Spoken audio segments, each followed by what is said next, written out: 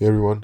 आज थोड़ा ब्रेक लेके वीडियो बना रहा हूँ क्योंकि पिछले कुछ दिनों से एक इशू चल रहा है दुनिया में, जिससे मैं थोड़ा माइंड प्री ऑक्यूपाइड हो रखा था और थोड़ा डिस्टर्बिंग है इशू। आप टीवी देखोगे, न्यूज़ देखोगे, घर से बाहर जाओगे, कुछ लोगों से बात करोगे, अगर उनका थोड़ा इंटरेस्ट है दुनिया में क्या चल रहा है तो आपको पता चल गया होगा कि सैटरडे को पैलेस्टाइन या गाज़ा पट्टी जिसे कहते हैं वो भी पैलेस्टाइन का ही हिस्सा है, बट कोस्ट के ऊपर है।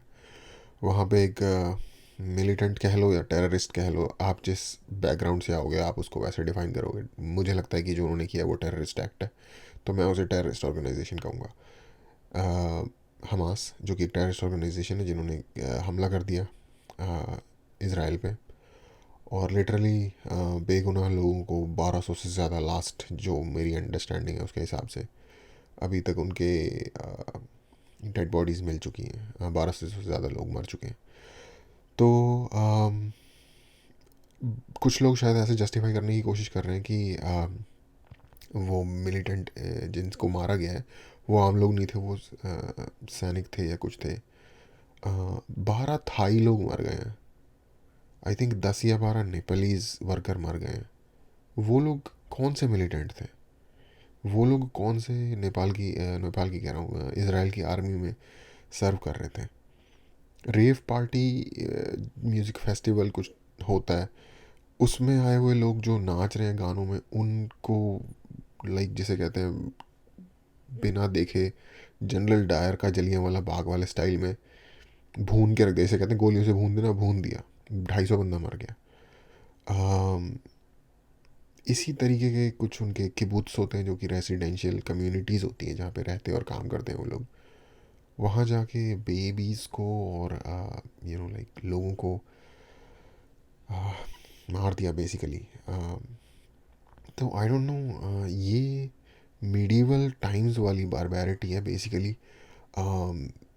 तातारियों और मंगोलों के बारे में ऐसा कहा जाता था, या जिनको टर्किक लोग कहते हैं, सेंट्रल एशियंस, वो हमले करते थे होर्ड्स बना के सिविलाइजेशन पे। और एक कहावत है कि बच्चे को यानी कि बेबी को नेज़े पे उछालना, मतलब नेज़ा होता है भाला, जो होता है भाला, उसकी जो टिप होती है स्पीयर की, उसको नेज़ा कहते हैं। नेज़े पे छोटे बेबीज़ को उछालना, समझ सकते हो ये विजुअल? ये एक बारबेरिज्म की हाइट डिफाइन की जाती थी। अम, जो मिडिवल एजेस में इन्वेजन्स होते थे सिविलाइजेशंस पे, ततारियों के और मंगोलों के, उसके उसको डिस्क्राइब करने के लिए वो वाले लेवल का वायलेंस क्रिएट कर दिया गया है।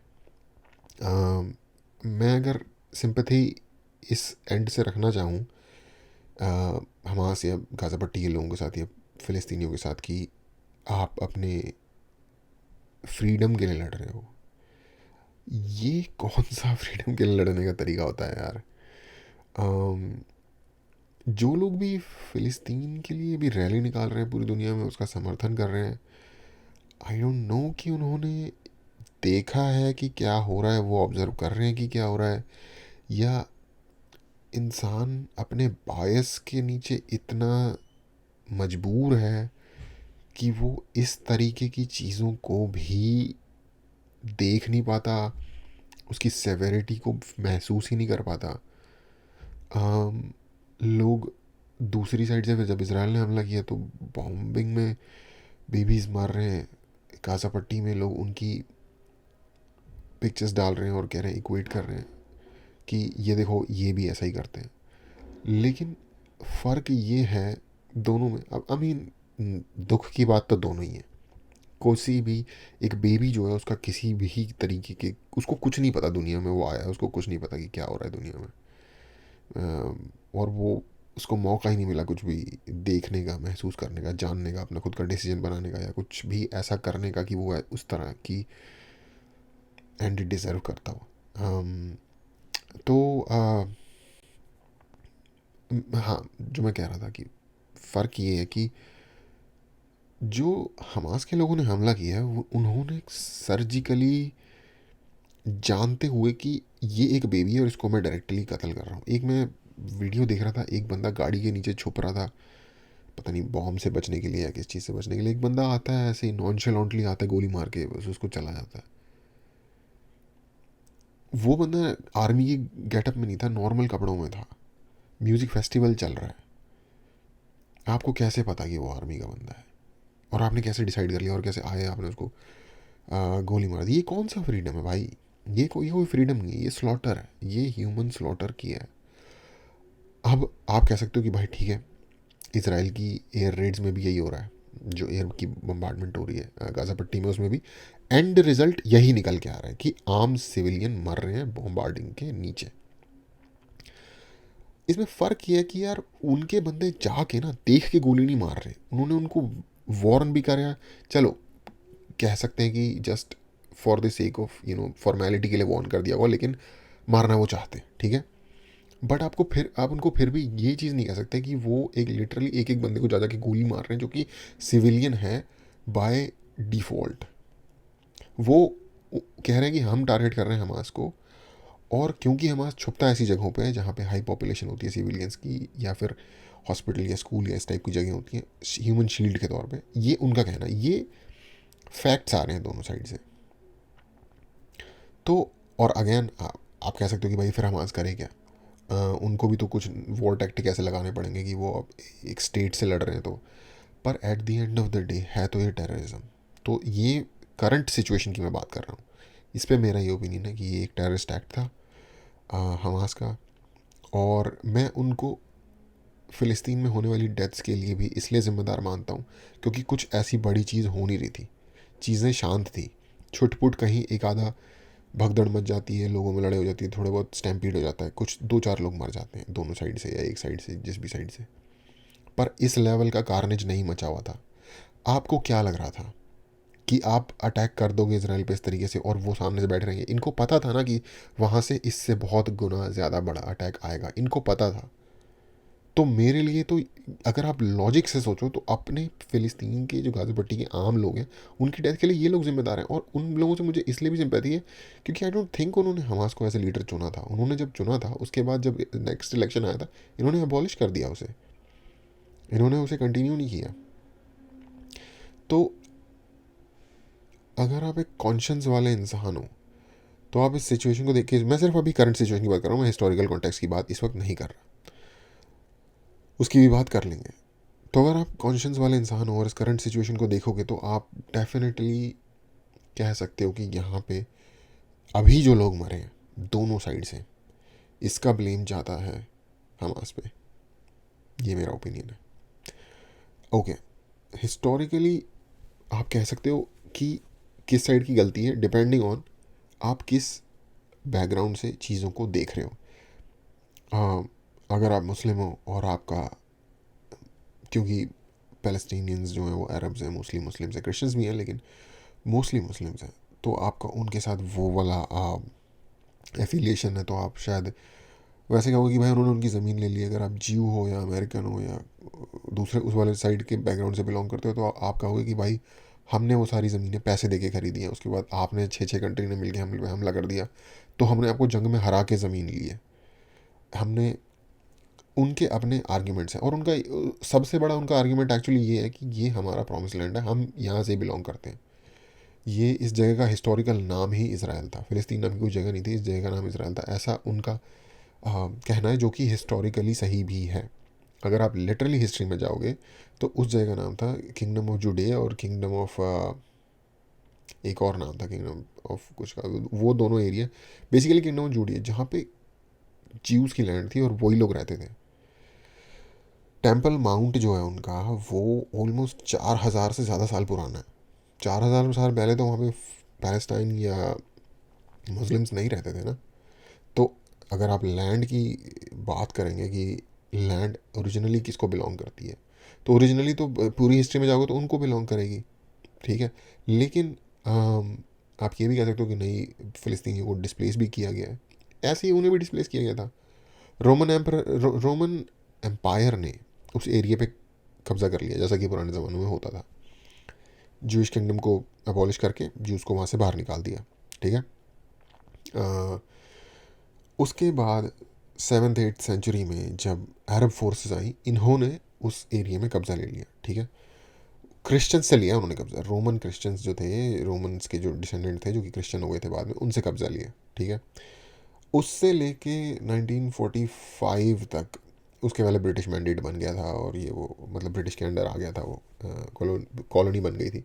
तो फिर ओके, एक सेकंड और, अरब्स के बाद उस जगह पे कब्ज़ा आया ऑटोमन्स का, ऑटोमन एम्पायर के अंडर थी वो जगह, उससे कब्ज़ा आया ब्रिटिश के पास।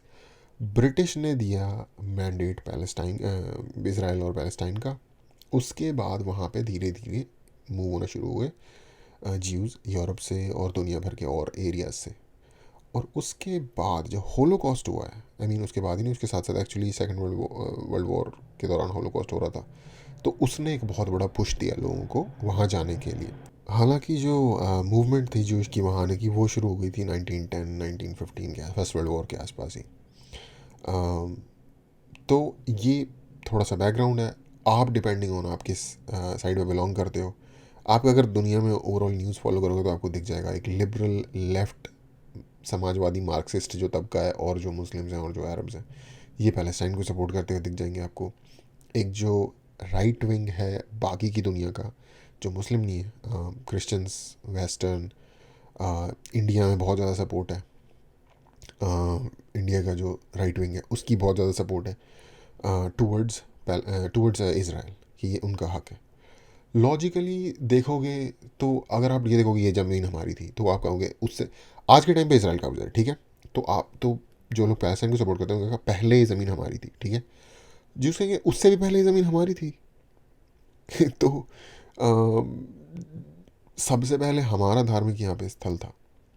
तो इस तरीके से अगर आप इस लॉजिक से जाओगे तो वो जीतते हैं, ठीक है। लेकिन मैं समझता हूँ कि ये इस तरीके से नहीं हो सकता इन चीज़ों का बंटवारा कि जस्ट लॉजिक, क्योंकि ये इमोशनल इश्यूज होते हैं, इन चीज़ों के इमोशन जुड़े होते हैं चीज़ों के साथ, और ये लॉजिक जस्ट आपको लाइक अगर कोई बहुत ही ज़्यादा अनबायस्ड बंदा होगा जो एक्सेप्ट करने के लिए तैयार होगा, उस तरीके का माइंडसेट वाला इंसान होगा, वो शायद कहे, अगर वो मुस्लिम भी हो या अरब भी हो, कि हाँ ठीक है भाई, क्योंकि ओरिजिनली इनकी जगह थी, हिस्ट्री में इनके साथ गलत हुआ है, तो फिर इन्हें मिलनी चाहिए। लेकिन ह्यूमन बेसिकली बहुत एक इमोशनल जानवर है, और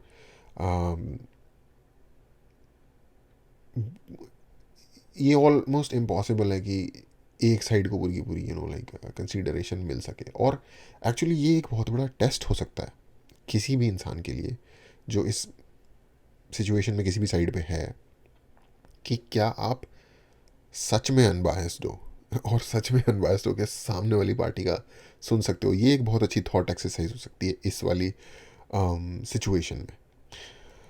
तो एक चीज़ यहाँ पे और अगर आप गौर करो, अगर आपको और अपने थॉट को क्लैरिफाई करना है कि दोनों पार्टीज़ में कोई फ़र्क है, चलो मान लो क्लेम्स दोनों के अपने हैं, लेकिन और क्या फ़र्क है दोनों पार्टीज़ में रिलीजन के अलावा, या हम इस पार्टी से बिलोंग करते हैं हम उस पार्टी से बिलोंग करते हैं, और क्या फ़र्क है।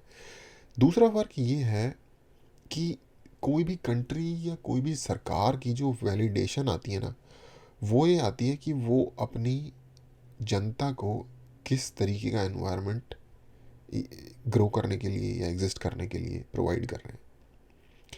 उस मामले में अगर हम तीन पार्टियां लें यहाँ पे, क्योंकि यहाँ पे तीन पार्टियां, इसराइल की गवर्नमेंट, पैलेस्टाइन पीएलओ की गवर्नमेंट जो कि फाता है एक पार्टी वो चला रही है, और एक तीसरी गवर्नमेंट जो कि गवर्नमेंट तो क्या कब्ज़ा ग्रुप है वो, क्योंकि कब्ज़ा पहले तो उन्हें वोट मिले थे लेकिन बाद में उन्होंने कब्ज़ा कर लिया, हमास। तीन पार्टियां हैं यहाँ पे विद इन इसराइल और पैलेस्टाइन की हम बात कर रहे हैं। हम हिजबुल्ला वगैरह की बात नहीं कर रहे क्योंकि वो लेबनन वगैरह में बेस्ड है, ईरान से सपोर्टेड है, वैसे तो हमास भी ईरान से सपोर्टेड है। तो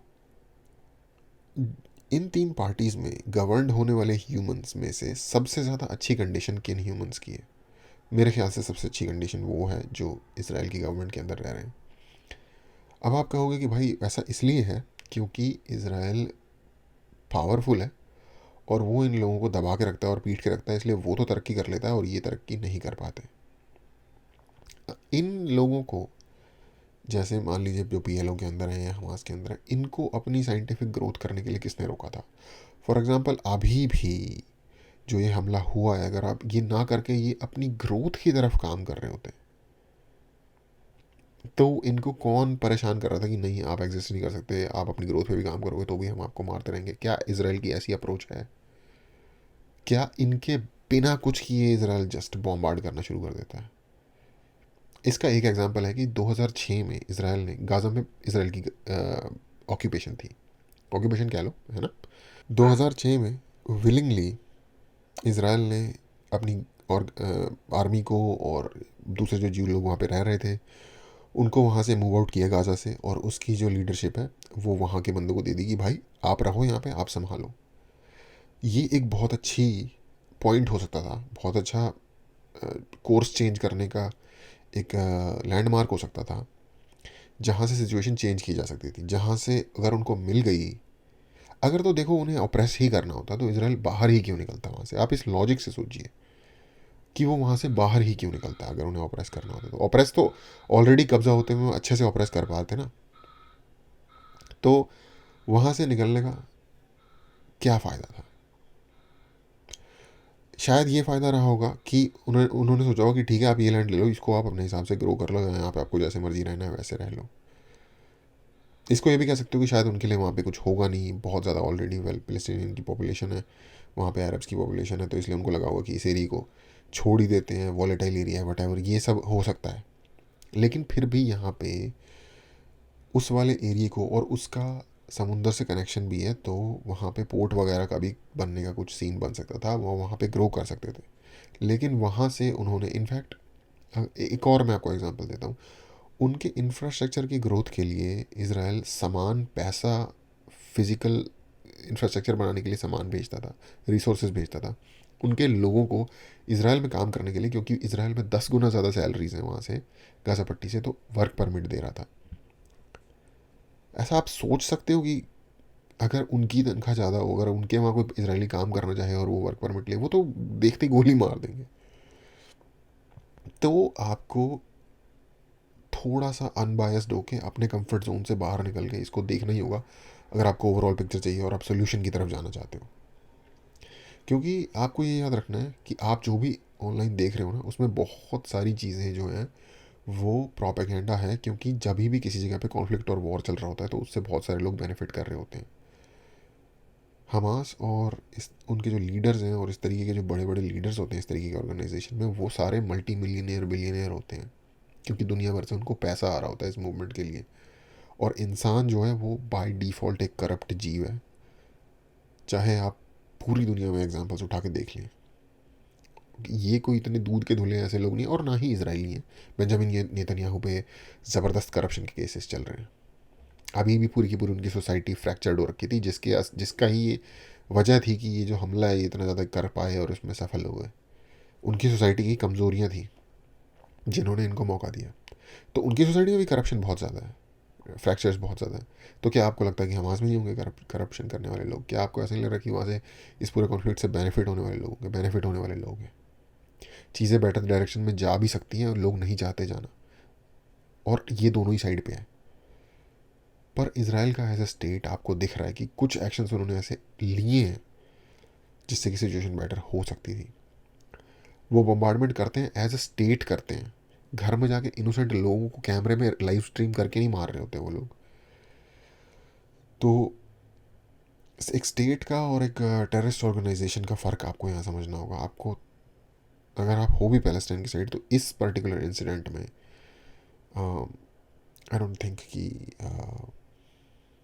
वो वो सही है। उनकी जस्ट एक्शंस किसी भी तरीके से जस्टिफाई नहीं किया जा सकता। यार फ्रीडम फाइटर नहीं, फ्रीडम फाइटर ऐसे नहीं होते। इमेजिन करो कि भगत सिंह या अशफाकुल्ला खां या राजगुरु या चंद्रशेखर आज़ाद, क्या वो सोच सकते थे कि किसी अंग्रेज़ के घर में जाके उसके बेबीज़ और उनकी वाइफ को गोलियां मार दे? किसी अंग्रेज़ औरत जो मार्केट में जा रही है, या फिर जो अपना कुछ पार्टी कर रहे हैं उनको जाके, जो कि फोर्सेस का पार्ट भी नहीं है ब्रिटिश फोर्सेस का, उनको जाके गोलियां मार दें? हमारे पे भी तो ऑक्यूपेशन हो रखी थी ना।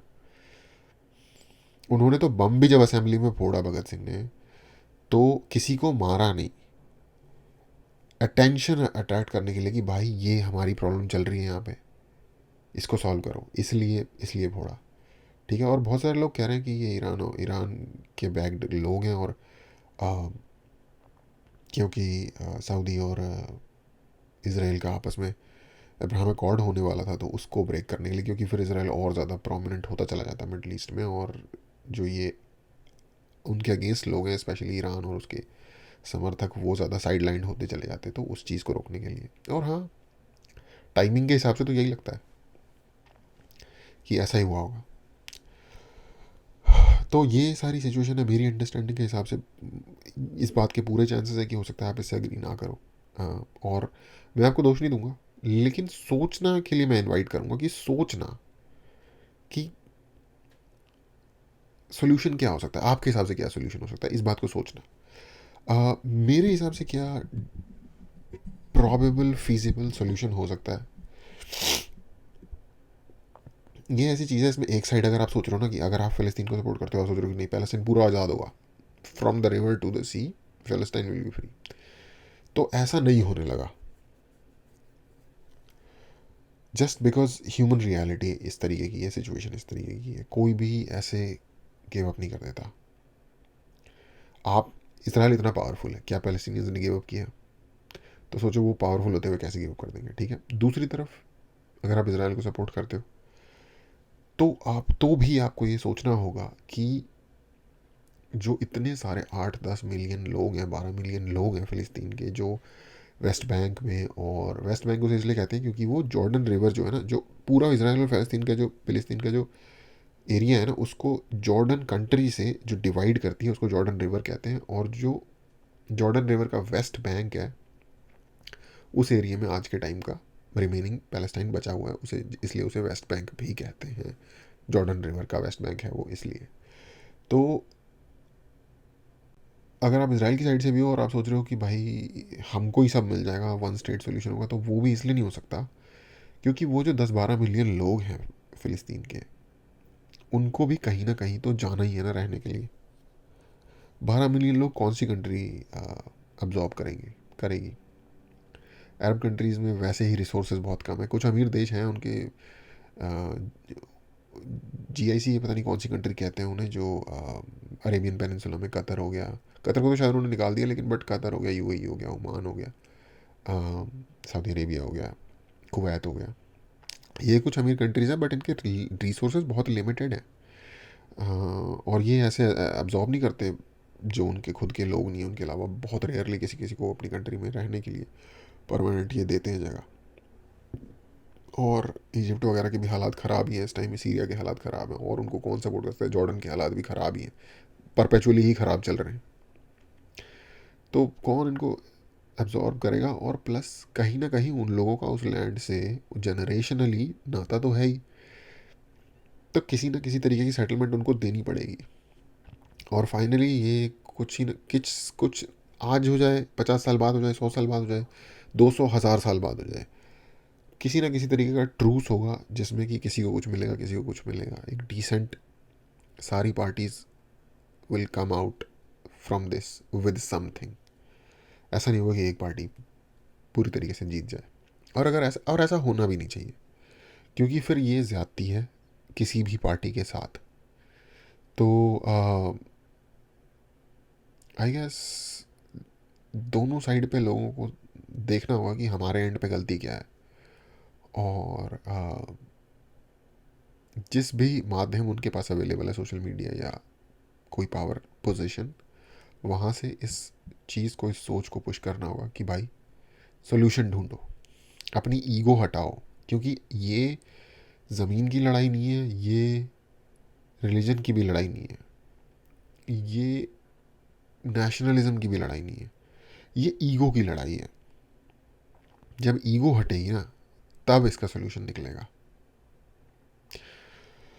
तो एनीवे यही मुझे कहना था, और अगर आपको यहाँ होने वाली बात से आ, कुछ सीखने को मिलता है, तो कंसीडर करो, सब्सक्राइब करना, लाइक करो, और अगर आपको मेरी बात से बहुत ज़्यादा कष्ट पहुँच रहा है या फिर कोई गुस्सा आ रहा है, दिक्कत हो रही है, तो सिर्फ ये सवाल पूछो अपने आप से एक बार कि क्या मैं यहाँ गलत हो सकता हूँ, या मैं क्या गलत सोच रहा होऊंगा इस टाइम पे। अपने आप को क्रिटिकली एनालाइज करने की कोशिश करो। Anyway, thank you.